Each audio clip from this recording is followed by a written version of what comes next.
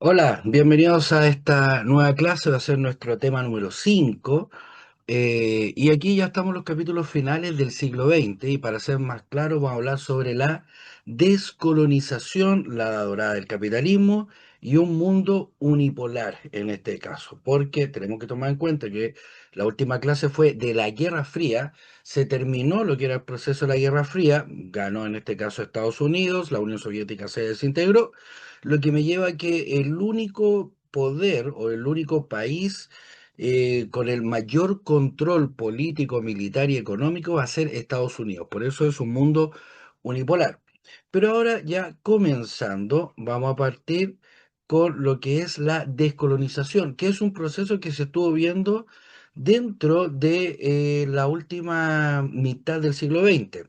Por ende, cuando nos referimos, perdón, a lo que es la descolonización, nos estamos refiriendo a la búsqueda de la independencia de todo lo que son las colonias europeas que estaban repartidas en África, en Asia y alguna que otra colonia que todavía queda en América Central, como por ejemplo Belice, en este caso las desconocidas Guayanas, siguen siendo hoy en la actualidad colonias. Es por eso que este movimiento no posee una cronología específica. No es como, por ejemplo, cuando decimos Primera Guerra Mundial, 1914, 1919, Segunda Guerra Mundial, 1939 hasta el 1945. Guerra Fría, por ejemplo, 1945 hasta el 91. En Chile, la Guerra del Pacífico, de 1878 hasta el 1884. Entonces, no son como procesos que parten y terminan, sino que más bien es un proceso que va entre medio de otros procesos, así como por debajo de la mesa, y va a abarcar desde el periodo 1945 hasta el año 1967, que va a ser el boom. Es como la edad dorada de la descolonización. No quiere decir que en esa fecha se independizaron todas las colonias, claro que no. Hasta el día de hoy existen colonias de Francia, Holanda, Reino Unido, Chile tiene colonias. Ustedes que preguntan cuál puede ser la chilena, obviamente Isla de Pascua, Rapa Nui. Japón le queda una que otra por ahí dando vuelta, Estados Unidos, mejor se van al mapa de Oceanía y se van a dar cuenta que ahí va a estar dividido como la Polinesia inglesa, la francesa, la chilena está metida ahí, la norteamericana, entonces todavía hay colonias hoy en la actualidad. La diferencia es que en los años 1945 al 1967 se comenzaron a independizar la mayoría de estas colonias. Por ende, no hay una fecha concreta del principio o del fin, ya que, como ya sabemos, todavía hay colonias que están buscando esa lucha y otras que no le interesa mucho el independizarse porque su economía es demasiado pequeña para ser una nación propiamente tal. Ahora, ¿cuáles van a ser las causas de esta descolonización? Primero, en apreciaciones generales, tenemos que tomar en cuenta que este proceso, la descolonización, se produce cuando los miembros de una nación usurpada por otra más poderosa, en este caso, toman conciencia de la situación país en la que ellos están viviendo y pretenden acabar con este dominio extranjero. Sin embargo, para este movimiento se lleva a cabo en periodos intermitentes y en luchas internas con algunas pequeñas problemas externos que se van a suceder. Es por eso que dentro de estas causas, vamos a tener las causas externas de la descolonización, estas causas que afectaron a todas las colonias por igual, en este caso no importa quién eran sus líderes, sino que afectó a todas las colonias por igual. Y primero es obviamente el debilitamiento de las potencias europeas por la Primera, la Segunda Guerra Mundial y el desgaste político de la Guerra Fría. Tienen que tomar en cuenta que estas guerras, tanto la primera como la segunda, hizo que Europa se fuera a la bancarrota completamente y que el dinero que tenían lo usaban para poder administrar el país y llevar a un control interno. Por ende, no tenían dinero para el ejército fuera de la nación o tratar de mantener el dominio en otro país. ¿Por qué? Porque por una sencilla razón, es extremadamente costoso mantener el dominio que tiene el país fuera de este país, porque hay que llevar no solamente dinero, sino que hay que llevar ciudadanos, soldados, pertrechos de cualquier tipo. Entonces sale bastante costoso esto de acá. Por ende, las ideas demócratas que se extendieron en alguna de estas colonias y de las personas colonizadas tendían literalmente a pedir la libertad, la independencia de la provincia en este caso, y todo esto era promovida tanto por Estados Unidos como la Unión Soviética, porque en este periodo, dentro de la última parte del siglo XX, estaba el boom de la Guerra Fría, ustedes saben. Por una parte, la Unión Soviética con el comunismo, la otra parte, Estados Unidos con el capitalismo, estaban en franca guerra ideológica, política, cultural, y dentro de esta guerra ideológica, política, cultural, vamos a tener que entra el dominio internacional. Por ende, ¿cuáles de las dos potencias tenían más país asociados, pero más país a su asociación? Es por eso que cuando venía un país que quería la independencia, entraba Estados Unidos a apoyarlo o entraba la Unión Soviética a apoyarlo, y así quedaban con más países y más poder político a nivel mundial. Es por eso que tanto Estados Unidos como la Unión Soviética buscaban la independencia incansable de estas colonias europeas. Ahora, dentro de las causas internas, lo que afectaba propiamente tal a la colonia, por ejemplo, llámese la colonia de la India, la colonia de Angola, la colonia de Tanzania, o la colonia de Belice, en este caso, van a ser siempre las mismas. Primero va a haber una élite autóctona, por ende estas colonias van a tener una élite, o sea, una clase alta, muy acomodada, con mucho dinero, autóctona, nacidos y criados en la zona, ya que estos, como eran educados en la zona, en universidades de sus propias ciudades y países, y acompañados con un fuerte sentimiento nacionalista, buscaban obviamente la independencia. Vamos a tener surgimiento de fuertes movimientos de izquierda en las colonias, ya que los países que gobernaban estas colonias eran europeos y los europeos eran capitalistas. Por consecuencia, como eran capitalistas y había que atacar al capitalismo, ¿quién nos iban a apoyar siempre? Los movimientos de izquierda, ya que eso nos iban a apoyar que nosotros los independicemos. Esa era la idea, por eso que surge mucho movimiento de izquierda en este periodo. Además, vamos a tener la experiencia democrática. En este caso, la élite de las colonias ya tenían, ya estaban en puesto de gobierno y ya sabían cómo gobernar un país, cómo quedarse con el dinero por dentro, obviamente, y cómo efectuar esta lucha, permiso, y cómo efectuar esta lucha de poderes en el periodo. Por consiguiente, vamos a tener el papel de Estados Unidos y la Unión Soviética, los cuales proporcionaron un apoyo ideológico, como ya sabemos, político-militar. En la imagen que tenemos al fondo, por otra parte, la ONU también ayudó a los procesos de independencia con la democratización de las colonias. O sea, teníamos un país que se independizaba, la ONU llegaba y como que le enseñaba a qué era lo que tenía que administrar como potencia o como nación, mejor dicho, y los incluían dentro de la ONU, obviamente, para tener este como salvaguardo de la Organización de Naciones Unidas. A modo de un botón tenemos un ejemplo, la imagen del fondo, en esta vamos a tener al señor Ho Chi Minh, en este caso, es el líder del movimiento de izquierda de Vietnam del Norte y es el que genera la independencia de la República Democrática de Vietnam del Norte. Y es donde Francia le declara la guerra y posteriormente Estados Unidos le declara la guerra, generando la guerra de Vietnam, guerra que la ganan estos caballeros, ganan los vietnamitas, los del norte, los rojos, los comunistas, lo ganan, y Estados Unidos para el año 1975 se retira con la cola entre las piernas porque le ganó un país que ni siquiera era país, sino que era una colonia, ni con una economía tan fuerte, y los soldados vietnamitas andaban con suerte, una camisa, un short y con chalas. Entonces, para que se hagan una idea, le ganaron la guerra a los norteamericanos. Y después, ¿qué fue lo que pasó? Que tanto Vietnam del Norte como del Sur se van a unificar en una sola Vietnam, llamada República Socialista de Vietnam, obviamente de carácter de izquierda, donde, en otras palabras, ganó Vietnam del Norte. De ahí seguimos con los movimientos o con las características de la descolonización, o sea, estamos buscando la libertad.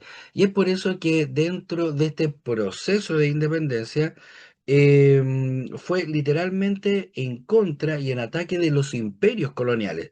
¿Cuáles eran los imperios coloniales que quedaban en este minuto? Reino Unido, Francia, Italia. Estados Unidos, Holanda, España, Portugal, todavía le quedan territorios, de hecho hasta el día de hoy Portugal y España todavía tienen territorios en África, en este caso. Entonces, ¿qué es lo que teníamos? Que literalmente estas colonias buscaban, o los dueños de estas colonias, aumentar su poder y chocaban con la colonia enemiga, en este caso, que era la colonia inglesa en su expansión, chocaba con los territorios de la colonia francesa y se iban a guerra en esas colonias. Después se dieron cuenta las personas de esas colonias que no tenían que pelear entre ellos, sino que tenían que pelear por su liberación. Por ende, dentro de este proceso de descolonización surgieron vías pacíficas y vías revolucionarias. Cuando hablamos de la vía pacífica, estamos hablando de que a través de la vía sin guerra se logró la independencia de una colonia. En cambio, cuando hablamos de de proceso revolucionario de una descolonización, estamos hablando de una guerra propiamente, porque es una revolución, es una guerra armada, una guerra civil para sacar a los líderes que estaban para colocar nuestros propios líderes. Por ende, dentro de la primera, de la vía pacífica, solamente vamos a encontrar un puro país que logró esto, que literalmente hizo que la colonia dueña de ellos, que perdón, que los colonizadores dueños de ellos, los liberasen en forma pacífica, entregándole la cesión del territorio, en este caso, y obviamente salvaguardando algunas concesiones comerciales y monetarias. O sea, le decían, ya mira, te voy a dejar libre, pero aún así vaya a tener que seguir siendo que yo voy a ser tu principal comprador de los productos y a mí me tienes que vender los productos a mitad de precio, por dar un ejemplo. En cambio, por la otra, por la vía de la revolución, que en este caso revolución armada, implica obviamente la violencia, el enfrentamiento armado, y entre las metrópolis y las colonias en las que ambos compiten por intereses similares, tales como los recursos y el espacio que se habita. En ese sentido, destacan los movimientos que se originaron en Asia y en África. Ahora, a nivel mundial, todos los países lograron su independencia a través de una revolución armada. Una guerra civil, una guerra contra la otra nación y se ganó. Chile ganó su independencia gracias al proceso de independencia y tuvimos primero una guerra con España, lo independizamos, la patria vieja, después vino España nuevamente, lo reconquistó, la reconquista, pero después se hace otra batalla con España, otra guerra que se gana y tenemos la patria nueva y de ahí todos los procesos de nuestra historia, como el periodo conservador, el liberal, presidencialista, la dictadura, todo eso, pero todo eso se consiguió a través de una guerra. Lo mismo pasó en Asia, en África y en todas partes del mundo. Estados Unidos se generó su independencia a través de una guerra en 1776. Entonces todo fue una guerra. El único país del mundo, entre comillas, que ganó su independencia en forma pacífica, vuelvo a repetir, entre comillas, es la India. La India con su revolución pacífica de Mahatma Gandhi ganó que los británicos la dejaran libre en este caso y le cedieran el poder a los hindúes. Pero ahora, ¿por qué yo digo que es, entre comillas? Porque adentro de la India estaban los pro-británicos y los pro-Gandhi que querían la independencia y entre ellos hacían guerras, guerra de guerrillas como una guerra civil. Hubieron muchos muertos, por ende, pacífica, entre comillas. Yo igual la incluiría dentro de la revolución armada, pero lamentablemente a nivel mundial la consideran como la única independencia pacífica, tal cual así no fue. Si quieren pueden ver la película Gandhi, que dura 3 horas, pero una fomedad completa, pero ahí muestran claramente esta revolución pacífica que hubo con un montón de muertos, más de 3.000 muertos en esta revolución pacífica. Ahora, siguiendo con la descolonización, aquí tenemos un pequeño mapa de África del Norte y de Asia, y aquí vamos a ir directamente con la independencia del Próximo Oriente. ¿Cuál es el Próximo Oriente? ¿Lo que tenemos de rosa o salmón acá en el mapa? Si se fijan bien, todo lo que es Turquía, Siria, Irak, Arabia Saudita, Yemen, Omán, Kuwait, Dubái, Irak, Irán, perdón por acá. Ese es el Próximo Oriente, lo que pertenece, por ejemplo, al mundo árabe. Entonces aquí tenemos esta gran característica. Esto está, lo que tenemos acá arriba, pertenece a la cultura árabe, pero está en África, ¿ya? pero también entra dentro de este plano. Por ende, primero tenemos que tomar en cuenta que la descolonización en África fue un movimiento que se llevó a cabo cuando el Reino Unido, que dominaba lo que era Irak, Palestina y Transjordania, para que se hagan una idea, Irak, acá donde tengo el cursor con una flechita, Palestina, acá que ojo, Palestina era una nación completa, era todo eso. Lo que hoy Israel se lo fue quitando, aquí tenemos Palestina. Jordania y Transjordania, acá. Pertenecía al Reino Unido junto con Egipto, con Sudán, con Yemen, con Kuwait, con Kuwait y Omán pertenecían a Reino Unido. Por otra parte, Francia, que controlaba lo que era Siria y el Líbano, acá. El que tenemos de azul, donde tengo el cursor, Siria. Y acá en chiquitito, de donde vienen los abuelitos de la Shakira, el Líbano, en este punto de acá. Y eso pertenecía a Francia y era administrado por Francia.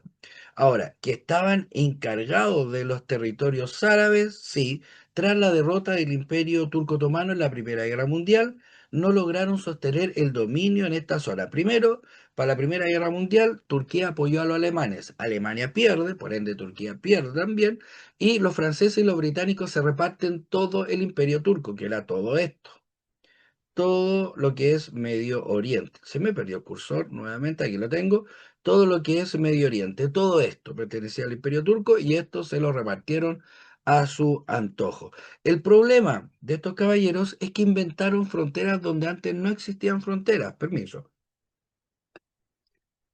Porque este proceso causó una desestabilización, perdón, y que tuvo como resultado la enemistad entre judíos y árabes y las constantes guerras por el control del canal de Suez y del petróleo. El canal de Suez está aquí en Egipto.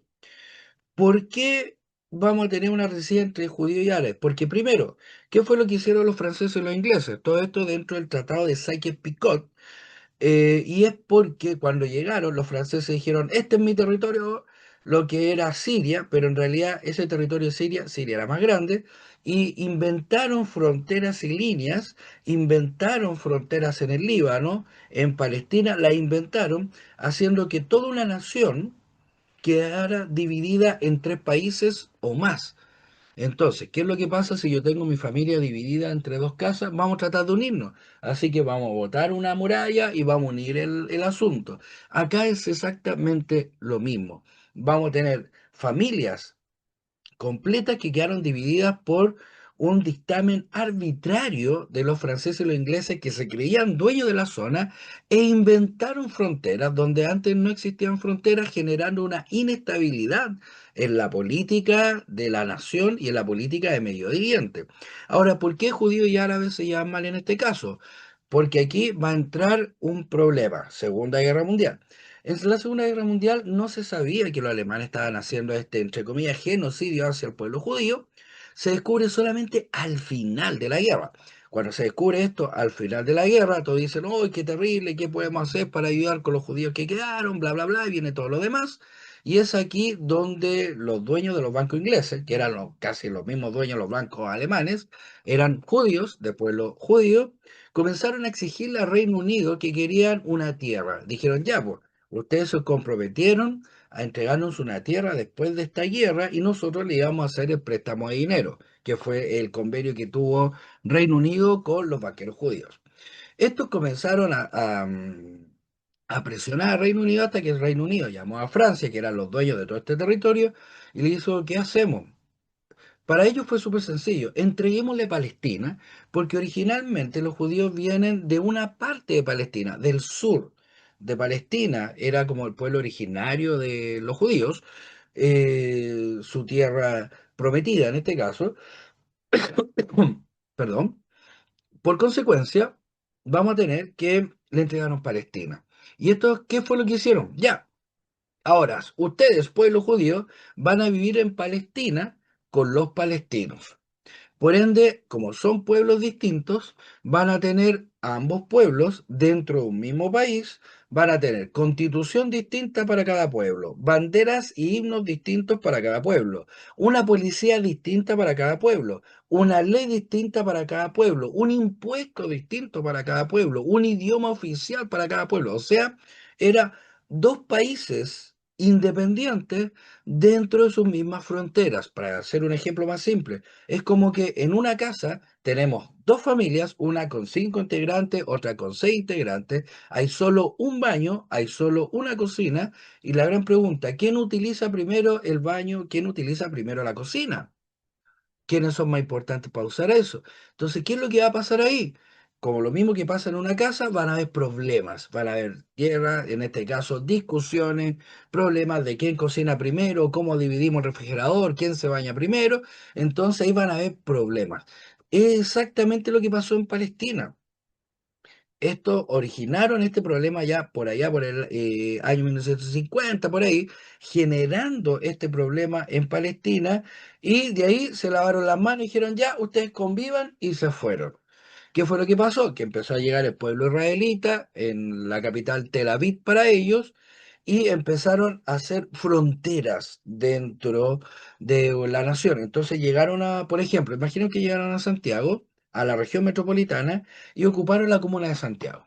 Después de ocupar la comuna de Santiago, los israelitas cercaron, pusieron muros en toda la comuna de Santiago para proteger a su pueblo israelita, y a los israelitas que estaban adentro tenían obviamente una vida, sus impuestos, todo normal, pero a los palestinos que quedaron dentro de su frontera les subían los impuestos, les cortaban el agua, les cortaban la luz, para obligarlos a dejar esa tierra, y los palestinos comenzaron a migrar a otras tierras. Después llegó otro grupo de israelitas, tomaron otra comuna, por ejemplo Providencia, la cercaron completamente, amurallaron completo y hicieron exactamente lo mismo haciendo que los palestinos se fueran.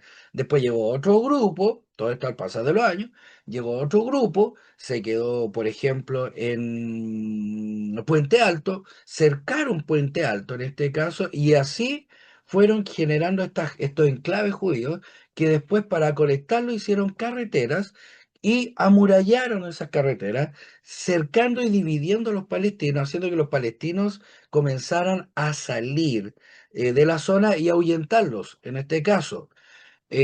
Un acuerdo que no respetó al pueblo judío es que no podían tener ejército, y los palestinos, pero y los israelitas generaron un ejército. Lo conocemos, tan fuerte, un ejército bastante fuerte que hoy en la actualidad está en una, no guerra, sino que están intercambiando misiles, porque no le quieren decir guerra a esto, intercambiando misiles con Irán, en este caso, y está muriendo mucha gente y muchos niños palestinos en la zona. ¿Qué es lo que va a pasar? Que si ahora ustedes buscan un mapa de Palestina y de Israel, se van a dar cuenta que toda Palestina está prácticamente toda tomada por Israel, y los palestinos quedan solamente en el estrecho del Golán y la franja de Gaza, en dos zonas pequeñas que los quieren seguir expandiendo. En otras palabras, los israelitas, opinión personal, y yo me hago cargo de esto, los israelitas se transformaron en lo que querían destruir, en los nazis, porque los nazis querían hacer exterminar a una población entera, a los judíos. Los nazis eran un gobierno militar, los nazis eran la raza aria, era la raza pura que tenía que gobernarlo a todos. Israel es un estado militar, igual que los nazis, es un estado que se cree que es el pueblo elegido de Dios, casualmente parecido con la raza aria, que tiene que gobernarlo a todos, y los nazis están exterminando a un pueblo, los judíos, y los judíos hoy en la actualidad están tratando de exterminar a los palestinos. Entonces ahí tenemos esta rencilla y el origen de esta rencilla de los acuerdos de Sykes-Picot por los ingleses y los franceses, y que los metieron en un muy mal acuerdo. Opinión personal, hubiera sido más fácil agarrar Palestina, dividirla por la mitad en un paralelo, imaginemos paralelo 17, del paralelo 17 hacia el norte es Palestina, del 17 hacia el sur es Israel, y listo. Hay frontera, hay límite, y ahí Israel no puede hacer lo que está haciendo hoy en la actualidad. Y hoy ya ha quedado más claro eso. Pero en fin, ahí ya tienen más o menos una idea de cómo viene este conflicto, y obviamente esta lucha de independencia, que hay guerra hasta el día de hoy y inestabilidad en el Medio Oriente hasta el día de hoy. Ahora, si nos vamos por el otro lado, por la descolonización de África, aquí ya tenemos que todo el continente africano era de los europeos. Y literalmente la África negra es de la África central hacia el sur, la África subsahariana, porque la África norte era como la más clara, que en este caso era la de los países árabes. Ahora, uno de los episodios que más destaca de esta descolonización de las naciones africanas fue cuando el Reino Unido, después de la Segunda Guerra Mundial, decidió terminar con la explotación que realizaba en dichos territorios de manera pacífica y le fue otorgada una autonomía. Pero ojo, no es que dijera Reino Unido, queremos que sean independientes, sean libres. Y todos dijeron, ¡oh, qué bueno Reino Unido! Para nada. Lo que hizo Reino Unido fue darle la independencia a ciertas naciones importantes, como República Surafricana, en este caso, se la entrega, pero los deja enclavados. ¿Con qué? Donde le dice, tú eres independiente, pero tú vas a tener una reina, que es la reina de Inglaterra. Nosotros vamos a ser tus compradores, el 50% de tu producción a mitad de precio.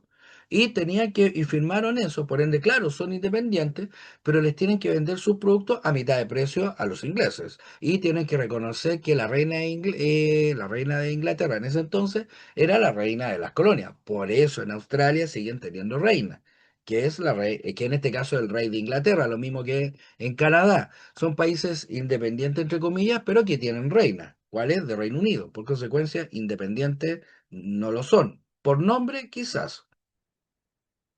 Ahora, el primer estado en que fue independiente en este periodo fue en el año 1957, que es Ghana. Y el propósito del Reino Unido con esta asignación fue que todas las regiones pertenecientes a la misma organización política y así que todos fueran aliado de Reino Unido en cierta forma.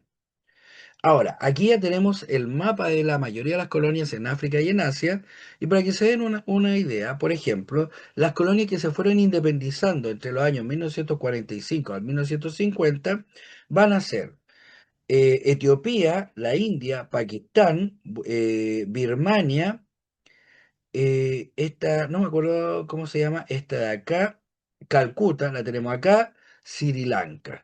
Después, lo que se fueron independizando la década del 50 al 60, aquí ya me entra lo que es, en este caso, Egipto, perdón, claro, Libia, Sudán, estas de acá, y después vamos a tener del 60 al 70 todo lo que es casi la África subsahariana o la África negra, que es Mauritania, Mali, Chad, Nigeria, Altos del Volta, por ejemplo, República Democrática del Congo, República Sudafricana, Botswana, Zambia, Tanganica. En este caso que sí existe Tanganica, Tangaraná, como la canción de 31 minutos, existe y están en África. Entonces ahí ya tenemos cómo se fueron independizando estas colonias y obteniendo su autonomía. Literalmente, Chile es mucho más antiguo que cualquiera de estas colonias, en este caso, como nación independiente. Hola, ¿qué tal? ¿Cómo les va? Hoy vamos a hablar sobre la descolonización. ¿Y qué es la descolonización? Bueno, para comenzar, decir que se entiende por descolonización al proceso de independencia, tanto política como económica, social y cultural, de una nación que ha sido dominada por un gobierno extranjero. También decir y mencionar que originalmente el término apareció tras el fin de la Segunda Guerra Mundial, cuando la recién creada Organización de las Naciones Unidas, es decir, la ONU, promovió los procesos de independencia de 80 naciones no autónomas. Y por último mencionar que estas 80 naciones, mayoritariamente presentes en Asia y África, son aquellas que aún en ese entonces vivían bajo el dominio de colonizadores extranjeros, casi todos europeos, aunque no exclusivamente. Continuemos hablando un poco más sobre esta descolonización, particularmente hablar sobre sus causas. Bueno, entre sus causas debemos mencionar la explosión demográfica y con ella el crecimiento de la urbe, también la expansión y fortalecimiento del nacionalismo y también la expansión de nuevas ideologías como la democracia. Otra de las causas que mencionaremos tiene que ver con el impacto de la Segunda Guerra Mundial y también la acción de los organismos internacionales en favor de la descolonización, como es el caso de la ONU. Sigamos hablando un poco más sobre esta descolonización porque hay muchas causas más por mencionar. porque debemos mencionar que también otra de sus causas fue la promulgación de la Declaración Universal de los Derechos Humanos en el año 1947, que reconocía el derecho de los pueblos a la libre determinación. Y también otra de las causas a mencionar es el impacto de la Guerra Fría y también la influencia de la Conferencia de Bandung, que fue una conferencia celebrada en el año 1955 en Indonesia, donde las naciones participantes mostraron su solidaridad con las naciones no autónomas y exhortaron a Europa a comprometerse con la descolonización. Y la última causa que mencionaremos tiene que ver con la influencia de las religiones que han abogado por la independencia, como es el caso, por ejemplo, de la Iglesia Católica a través de las encíclicas Pacem in Terris de Juan XXIII en el 63 y Populorum Progressio de Pablo VI en el 67. Siguiendo con las consecuencias de la descolonización, aquí vamos a tener que primero va a haber un subdesarrollo, también abarca este subdesarrollo a la ausencia de la estructura social administrativa y origina un crecimiento demográfico que aumenta, sobre todo en las zonas pobres. Va a haber un incremento de hambre, de las enfermedades, va a haber carencia de infraestructura y medios técnicos, ya que hay mucha producción local, lo que implica que deben importarse los recursos de primera necesidad, o sea, todo lo que fabrican lo tienen que vender al extranjero para tener plata y tratar de sobrevivir. El poder político y económico es concentrado en una sola ciudad, en este caso la ciudad capital, y todo lo demás va a depender de la ciudad capital, y conlleva una mala distribución de la riqueza. Algo parecido a lo que pasa, por ejemplo, en Chile, que vamos a tener que las riquezas de nuestro país se van a concentrar en las ciudades más grandes. Por ejemplo, Santiago, Valparaíso, Antofagasta, Iquique, Calama, Concepción, Punta Arenas. En esas ciudades se va a concentrar todo lo que son los servicios, la economía, y de ahí va a empezar a gotear hacia las demás ciudades. De ahí tenemos que la descolonización no solo representó la libertad y el poder nacional, sino que impulsó tanto el neocolonialismo como el subdesarrollo. Es decir, las naciones que consiguieron su independencia no encontraron un sistema económico apto para seguir para su proceso de independencia. Por consiguiente, lo que tuvieron que hacer era depender de los países desarrollados con tratados económicos que a ellos no era favorable, pero tenían que hacerlo para tener un poco de plata, y siguen siendo dependientes de la nación que antes era su dueño físicamente, ahora es su dueño económicamente. Y ese se llama el neocolonialismo. O sea, estas naciones dependen de la economía de la otra nación, como en Chile. Tal cual como tenemos la caricatura, este niño o este joven, en este caso pobre, que está aspirando como drogado, y en la bolsa, ¿qué es lo que tenemos? Puras marcas extranjeras. Coca-Cola, Visa, Nestlé, Subaru, Samsung, Adidas, Apple, Starbucks, McDonald's, en este caso, que en otras palabras estamos dependiendo de la economía de otra nación. Y es por eso que se le llama a esto neocolonialismo. O sea que seguimos estando dueños, pero ahora ya en el ámbito físico no, porque somos independientes, tenemos bandera y todo lo demás, pero en realidad económicamente seguimos dependiendo de las potencias del mundo. Sigamos hablando un poco más sobre esta descolonización, en este caso hablar sobre sus consecuencias.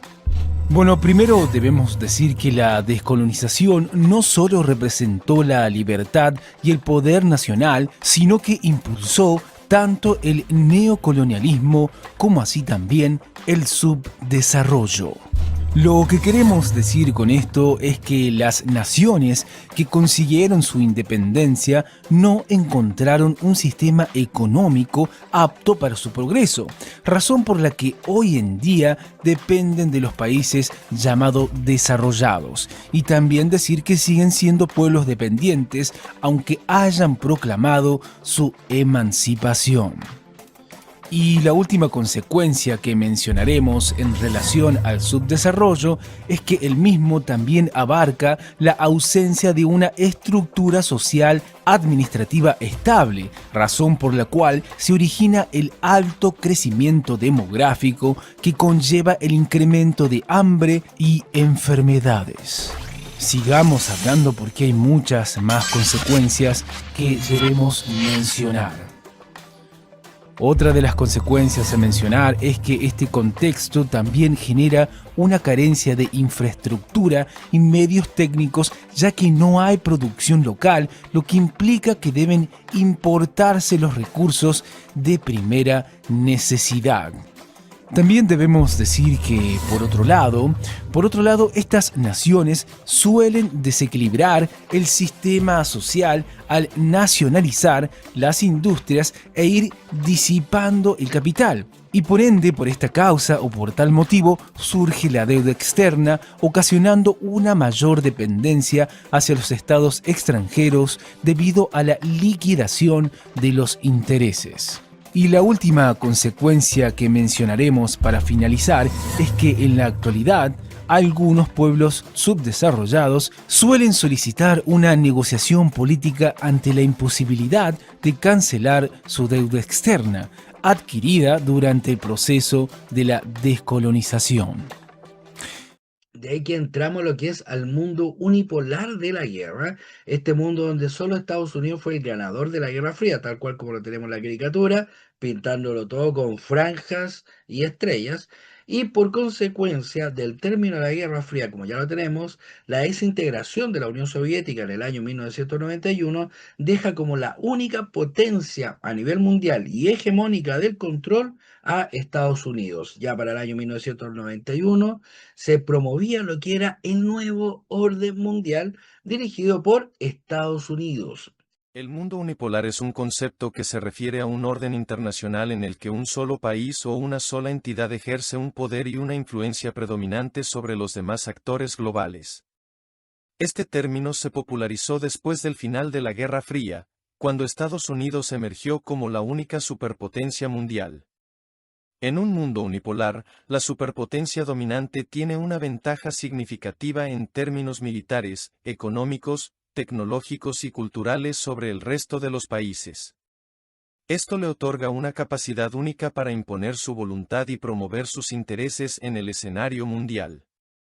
Además, en un sistema unipolar, no hay un equilibrio de poderes, lo que implica que la superpotencia no enfrenta una competencia significativa por parte de otros actores. Algunos defensores del mundo unipolar argumentan que este sistema puede generar estabilidad y orden global, ya que la superpotencia dominante tiene la capacidad de intervenir en conflictos y mantener la paz. Además, se argumenta que un actor unipolar puede promover la democracia, los derechos humanos y los valores occidentales en todo el mundo. Sin embargo, también existen críticas al mundo unipolar. Algunos argumentan que puede llevar a cabo una falta de diversidad y pluralidad en el escenario internacional, limitando la autonomía y la soberanía de otros países. Además, el dominio de una sola potencia puede generar desequilibrios económicos y políticos, así como la posibilidad de abusos de poder. El mundo unipolar también puede ser un fenómeno transitorio. A lo largo de la historia, el equilibrio de poderes ha sido un elemento común en las relaciones internacionales. Otros países o grupos de países pueden surgir y desafiar el poder de la superpotencia dominante, llevando a un sistema multipolar o bipolar. En conclusión, el mundo unipolar es un concepto que describe una situación en la que un solo país o entidad tiene un poder y una influencia dominante en el ámbito internacional. Si bien puede haber beneficios y desafíos asociados con este sistema, también es importante reconocer que los equilibrios de poder pueden cambiar con el tiempo. El escenario global es dinámico y está sujeto a la evolución de las relaciones internacionales y el surgimiento de nuevos actores. De que tenemos su época dorada, la del capitalismo, se va con la consolidación del siglo americano. Estamos hablando, el siglo XX, Estados Unidos alcanzó su mayor poder internacional, su influencia sobre la cultura, la economía, la sociedad fue de categoría mundial. O sea, Estados Unidos logró vender toda su cultura a través de la política, el cine, el estilo de ropa, la comida, su McDonald's, su Kentucky Fried Chicken, en este caso, su Burger King. Entonces ahí ya tenemos todo lo que se nos mete a nosotros a través de la televisión. El cine, la publicidad, la televisión fueron los grandes difusores de este mundo capitalista, en este caso, de este mundo apoderado por los estadounidenses. Características de este mundo unipolar. Primero, liderazgo económico fue el prestamista del mundo, superioridad tecnológica debido a la constante invasión científica, va a haber un nuevo orden económico internacional, se fortalecen los acuerdos de Bretton Woods, el dólar como la única divisa de intercambio, o sea, el dólar es la única moneda de intercambio, después me aparece el euro, pero esto va a ser en su periodo, su época dorada.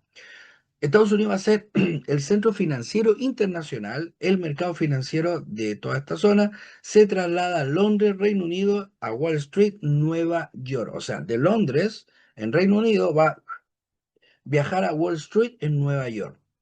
Vamos a tener la reconstrucción de Europa, la reconstrucción de Japón, se fortalecen estos mercados para, en cierta forma, hacerle un contrapeso al poder norteamericano. Sabemos hoy en la actualidad que las economías más fuertes son la China, la japonesa y por último viene Estados Unidos y Europa. Ahora, estos cambios de fin de siglo en el ámbito económico y político, por el lado económico tenemos crisis del estado de bienestar, de cómo se gobernaba antiguamente, donde el Estado era el que administraba casi todo lo que había en nuestro sistema, el ascenso del neoliberalismo, del sistema aplicado en Chile inicialmente. En el ámbito político tenemos el fin de la Guerra Fría y un nuevo orden mundial unilateral, o sea, de un solo poder. Todo esto me vino a generar la reducción del Estado con la privatización, fin de los subsidios, control de la economía, la mundialización de la economía con la ampliación y la liberación del comercio, las transnacionales de la economía y de las finanzas, el poderío sin contrapeso de Estados Unidos, donde se va a ampliar lo que es el gasto militar, las prácticas unilaterales en materia internacional, como por ejemplo que Estados Unidos dijo que Irak tenía bombas de destrucción masiva y se fue derecho a echarle la guerra a Irak y pidió que todos los países del mundo lo apoyasen. Después Estados Unidos gana esa guerra y ¿qué es lo que tenemos? Que Irán no tenía bombas de destrucción masiva y la ONU le dijo, ¿y dónde están las bombas?